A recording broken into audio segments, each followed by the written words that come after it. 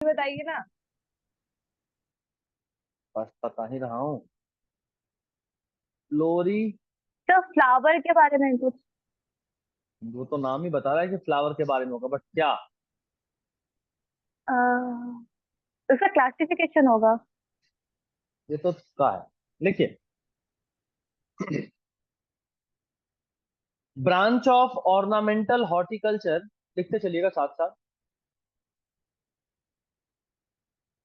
Branch of ornamental horticulture.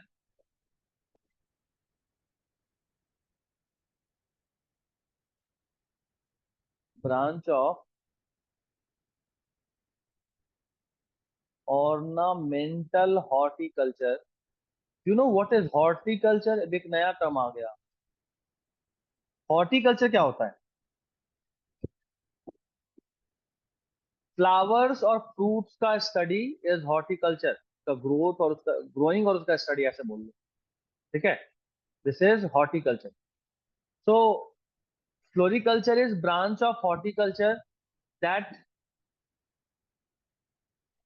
या ऐसे लिखो, branch of horticulture concerned with growing and marketing of flowers.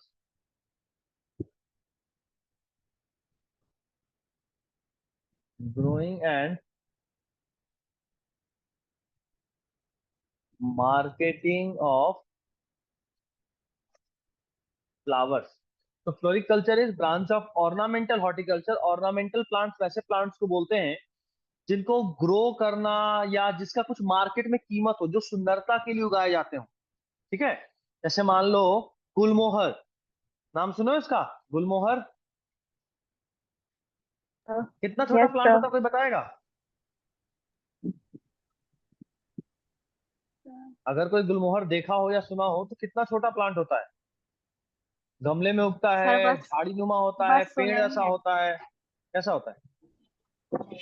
पेड़ होता है सर। पेड़ होता है, यस। उस पे तो रेड कलर का फूल है सर। हाँ, रेड कलर का फूल होता है, बहुत बड़ा पेड़ होता है। ठीक है। तो this is it. Floriculture is growing and marketing of ornamental horticulture plant. ठीक है। चलिए नेक्स्ट। हमने इसके वर्ल्स के बारे में थोड़ा सा लास्ट क्लास में बात करा था।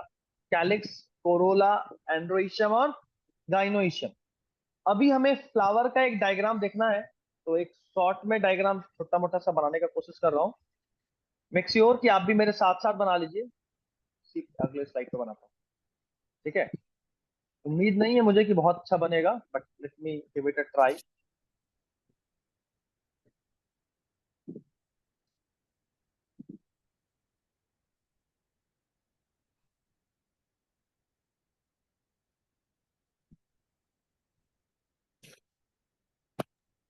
सर हाँ जी। आप फर्स्ट क्लास में ही बोल रहे थे कि कोई ये फिगर है, आप भेजेंगे हाँ ग्रुप में। हाँ हाँ, भेजेंगे, लेकिन अब नहीं भेजे तो कोई बात नहीं, भूल गए थे तो अभी बना रहे थे। साथ साथ ड्रॉ कर लीजिए बस।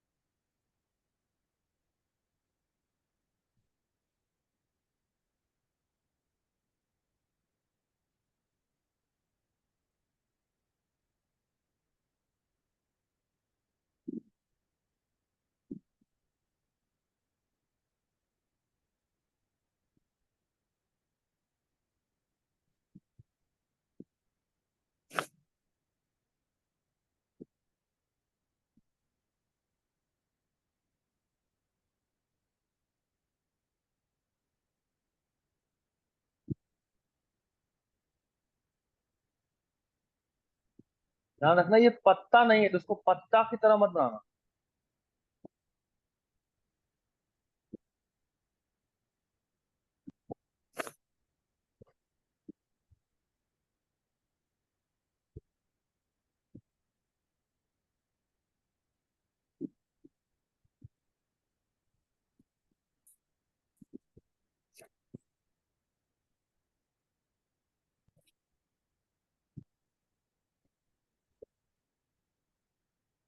ये पत्ता नहीं है, वापस बोल रहा हूँ, ये पत्ता नहीं है, इसको पत्ते की तरह मत रहना, ये वाला पार्ट, ये वाला, ये पत्ता नहीं है।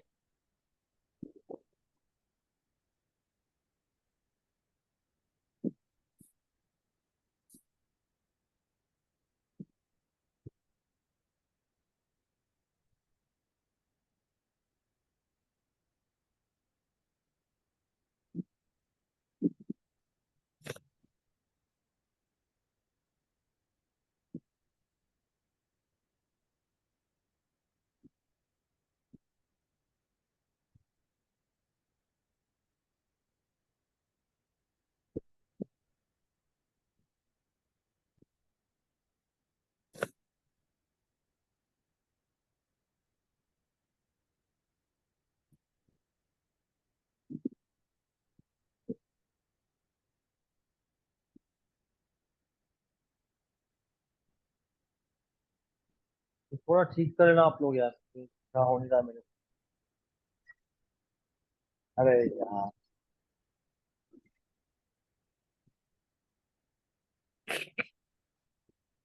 हाँ।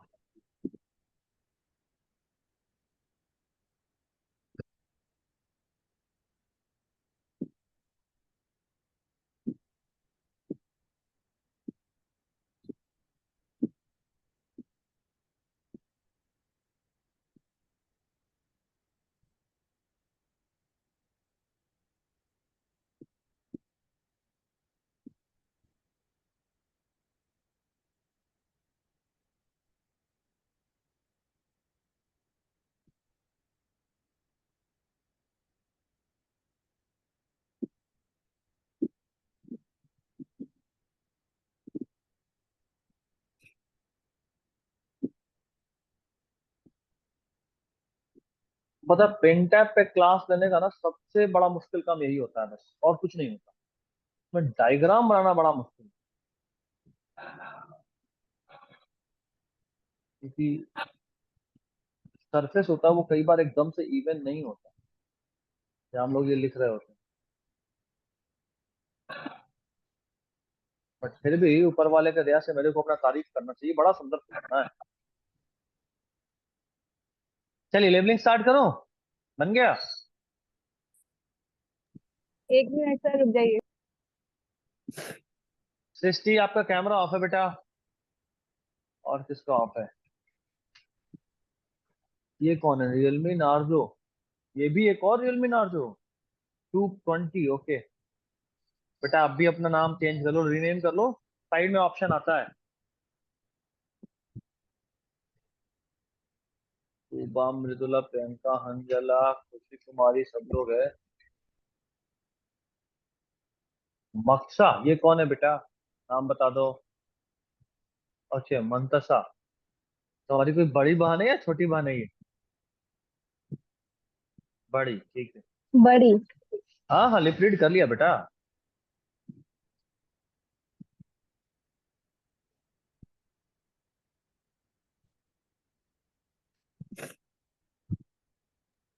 सर हो गया।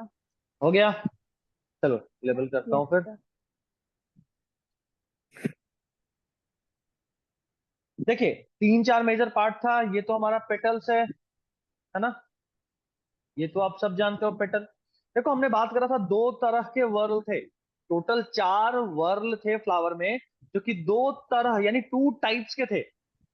फर्स्ट एसेंशियल वर्ल, और दूसरा non essential whorl. Essential whorl वो थे जिनका रिप्रोडक्शन में डायरेक्ट रोल था, नॉन एसेंशियल वर्ल वो थे जिनका रिप्रोडक्शन में डायरेक्ट रोल नहीं था। तो पीटल एक नॉन एसेंशियल वर्ल है। ये अट्रैक्टिव कलर का होता है।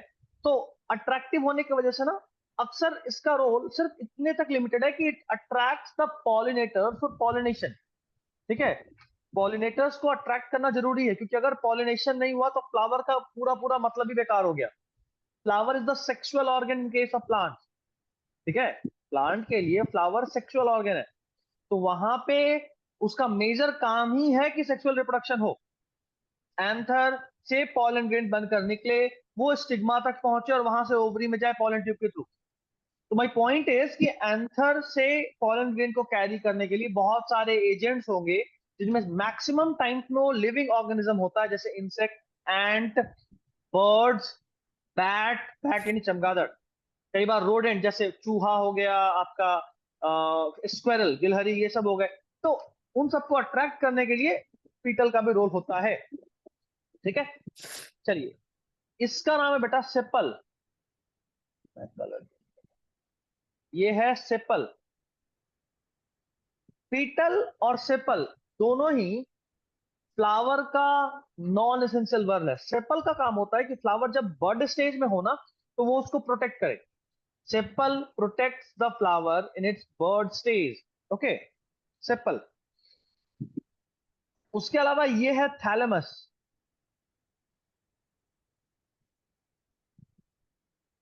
ये है सेपल और ये वाला पार्ट है थैलेमस।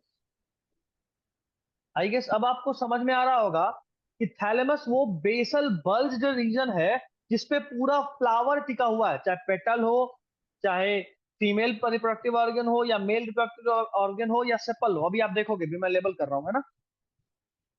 थैलेमस का ही एक और नाम रिसेप्टेकल है।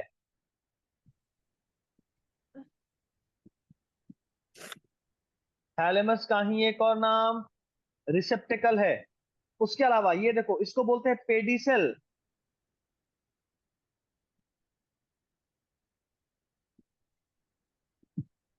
ये स्टॉक ऑफ द फ्लावर आप बोलते हो, स्टॉक ऑफ द फ्लावर। जैसे मान लो अगर आप गुलाब देखे होगे, तो ये जो गुलाब का फूल है उसके नीचे डंठल भी साथ में जाता है। कभी भी केवल फूल का पंखुड़ी तोड़ के थोड़ी देते किसी को, डंठल भी रहेगा। That is what we call as pedicel in biology and stalk in the general English. ठीक है, ये मदर एक्सेस है, इस पे पूरा फूल ही टिका हुआ है। This is mother axis. अब देखो, एक बहुत ही इंपॉर्टेंट नाम लिखने जा रहा हूं, ये इसको बोलते हैं ब्रैक्ट। ब्रैक्ट, याद रखना बेटा, ब्रैक्ट एक छोटा सा मिनिएचर लीफ लाइक स्ट्रक्चर है जो किसी भी फ्लावर में, जो किसी भी फ्लावर में अगर है, मतलब कि वो मदर एक्सिस से वहीं से जुड़ा हुआ है। ब्रैक्ट वहीं पे मिलेगा जहां पे नोड होता है, और नोड जहां कहीं भी होगा वहां ग्रोथ होगा। जैसे मान लो कोई जब एक पेड़ में या किसी फूल के छोटे से प्लांट में जब कोई डंठल निकलता है, तो आप उसको देखकर पहले थोड़ी बता सकते हो कि यहाँ पे फ्लावर आएगा, जबकि एक्चुअली में वहां पे पहले से सेल्स होते हैं। इंटर कैलरी मेरिस्टेमेटिक टिश्यू आपने पढ़ा होगा 11th में और 9th में, तो वहां सेल्स तो पहले से हैं। और जहां कहीं भी वो पहले से डिवाइडिंग सेल्स छूटे हुए हैं, वहां पे ब्रैक्ट आएगा। ठीक है, अब देखो, अब अपन इसके फीमेल रिप्रोडक्टिव सिस्टम को एक बार लेवल करते हैं ना।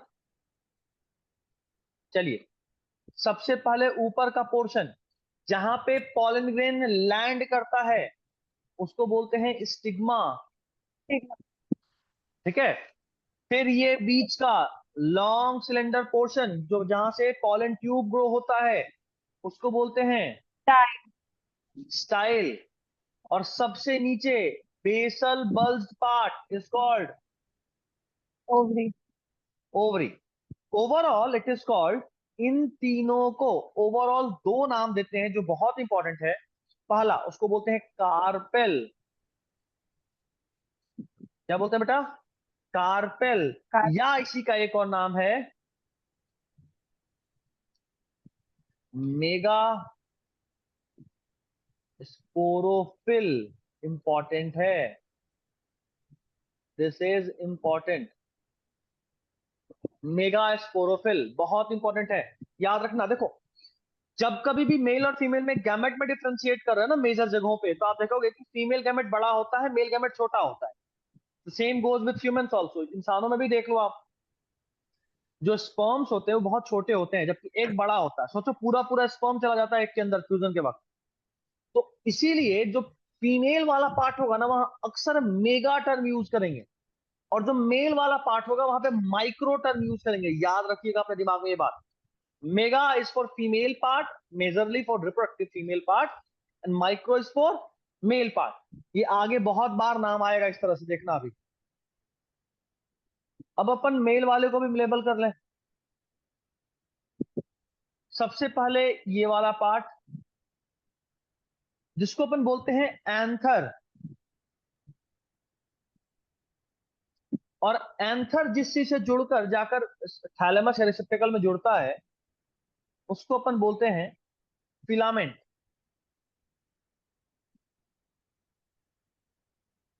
तो एंथर और फिलामेंट दो चीज हो गया। देखना बेटा, इन दोनों को ओवरऑल एक नाम देते हैं स्टेमेन। ओवरऑल एक नाम देते हैं स्टेमेन, जो कि माइक्रोस्पोरोफिल कहलाता है। क्या कहलाता है?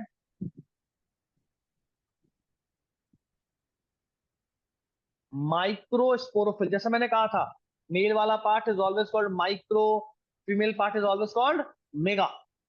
ठीक है, चलिए यहां तक में किसी को कोई दिक्कत तो बताइए। No sir.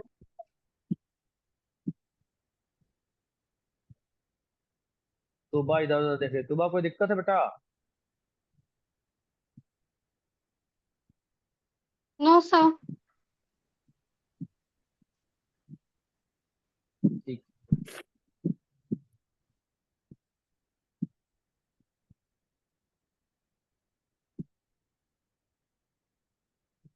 बहुत लोगों का कैमरा ऑफ है। वसीम, जोया जमाल। स्टिफलर कौन है? फुरमन का तो ऑडियो भी कनेक्टेड नहीं है। स्टिफलर,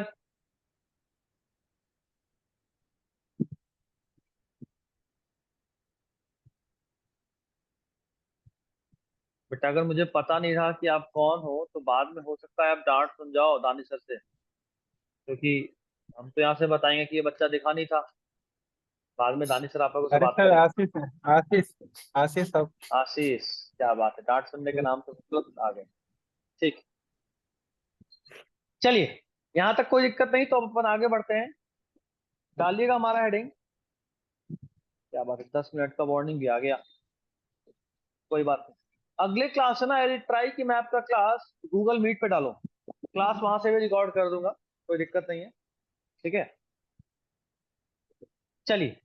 तो जो हमारा टॉपिक है pre fertilisation structure and events, अब अपन प्री फर्टिलाइजेशन स्ट्रक्चर और इवेंट्स के बारे में जानेंगे।